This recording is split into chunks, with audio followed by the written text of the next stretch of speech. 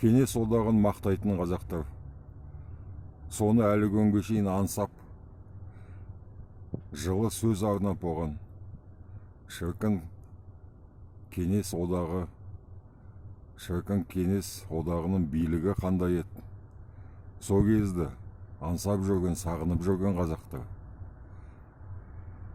Мына ескерткіш Алматыда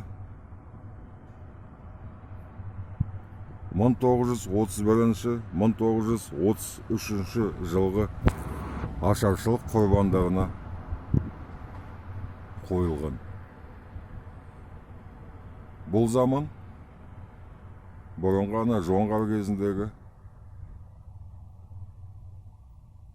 Ақтабан шұбырынды кезімен салыстыратын тарихымыздағы апат.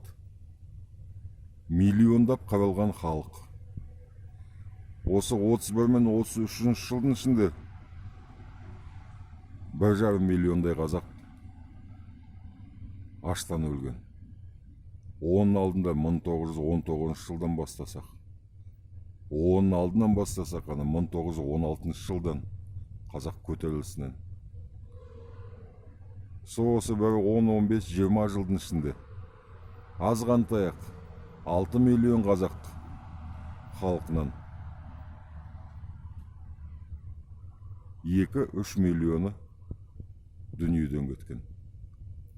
Мені қараңдар, Кеңес одағын аңсап жүрген қазақтар. Мына тұрған әйел біздің анамыз. Мына тұрған қолында ұстап тұрған бала, ол біздің баламыз. Бұл кешегі болған заман.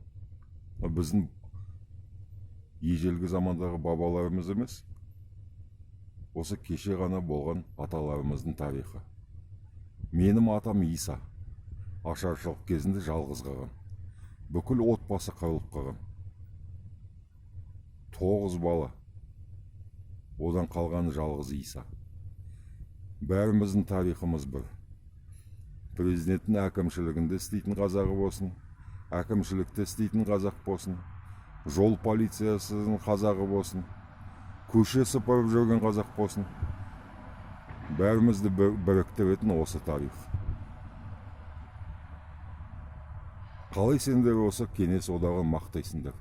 Неге оны сағынасыңдар? Кеңес одағын мақтау ол нағыз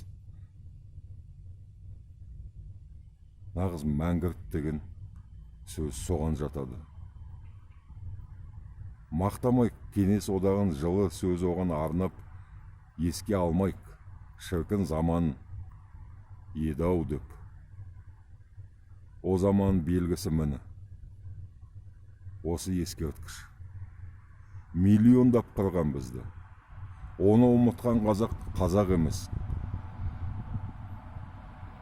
Өкініш орай бүгін тола арамызда. Кеңес одағын мақтаған қазақ. Мені қараңдар. Кеңес одағын мақтаған қазақ, мені қараңдар. Мына бала сені атан. Анау сені әжен. Миллиондап қырған. Қазақтың жартысын қырып тастаған. 10 жылдың ішінде біздің кәрпінімізді 2 рет өзгертіп. Араб кәрпінен латиницаға, кириллицаға. Екінші дүниежүзілік соғысында 125 мың қазақ қаза тапқан Майданғыда. Не үшін соғысты олар? Одан кейін 50-60 жылдары Қазақстанға 6 миллиондай бөгде халықтарды әкеліп, 80 жылдары біз өз жерімізде 30%-ға жеттік па, жетпедік па? Жобасы сол. Осы мына 80 жылдары, мына қазіргі Алматымызда 2 қазақ мектебі болған.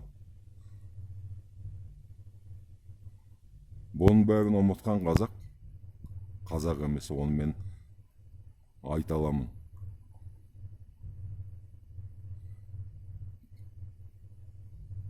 Кеңес одағы сол кездегі дәуірді мақтап жүрген қазақтар, біз оларға жол бермейік.